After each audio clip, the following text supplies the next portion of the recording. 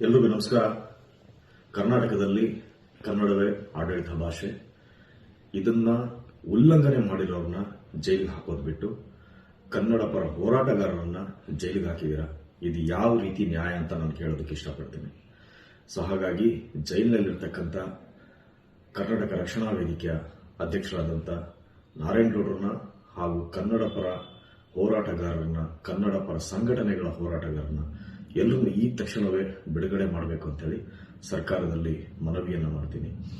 ಇವತ್ತು ಕನ್ನಡ ಪರ ಸಂಘಟನೆಗಳು ಹೋರಾಟಗಳನ್ನ, ಚಳವಳಿಗಳನ್ನ ಮಾಡ್ತಾ ಇರೋದ್ರಿಂದನೇ ಕನ್ನಡ ಅನ್ನೋದು ಕರ್ನಾಟಕದಲ್ಲಿ ಅಷ್ಟೋ ಇಷ್ಟೊತ್ತು ಉಳ್ಕೊಂಡಿದೆ. ಅಂತ ಕನ್ನಡ ಪರ ಸಂಘಟನೆಗಳ ಹೋರಾಟಗಾರರ ಧ್ವನಿಯನ್ನ ಅಡಗಿಸುವಂತ ಕೆಲಸವನ್ನ ದಯವಿಟ್ಟು ಮಾಡಬೇಡಿ.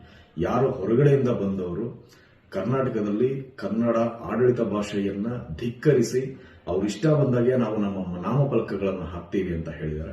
ದಯವಿಟ್ಟು ನಿಮ್ ಧಿಕ್ಕಾರ ಏನೇ ಇದ್ರು, ಜೈಲ್ಗೆ ಹಾಕೋದೇನೇ ಇದ್ರು ಅಂತವ್ರನ್ನ ಜೈಲ್ಗೆ ಹಾಕಿ ಅಂತ ಹೇಳ್ತೀನಿ. ಸೊ ಇದನ್ನ ನಾನು ಖಂಡಿಸ್ತೀನಿ. ಖಂಡಿತವಾಗಲೂ ಸಹ ಸಾಧ್ಯ ಆದಷ್ಟು ಬೇಗ ಕನ್ನಡ ಪರ ಹೋರಾಟಗಾರರನ್ನ, ಕನ್ನಡ ಪರ ಸಂಘಟನೆಗಳ ಹೋರಾಟಗಾರರನ್ನ ದಯವಿಟ್ಟು ಜೈಲಿಂದ ಬಿಡುಗಡೆ ಮಾಡಬೇಕು ಅಂತ ಹೇಳಿ ಈ ಮುಖಾಂತರವಾಗಿ ಕೇಳ್ಕೊಳ್ತೀನಿ.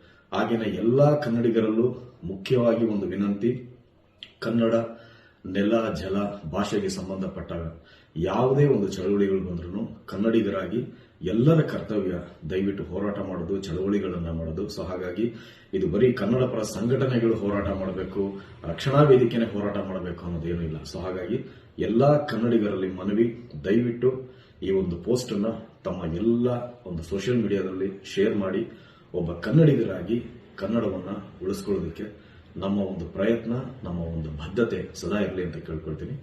ನಮಸ್ಕಾರ.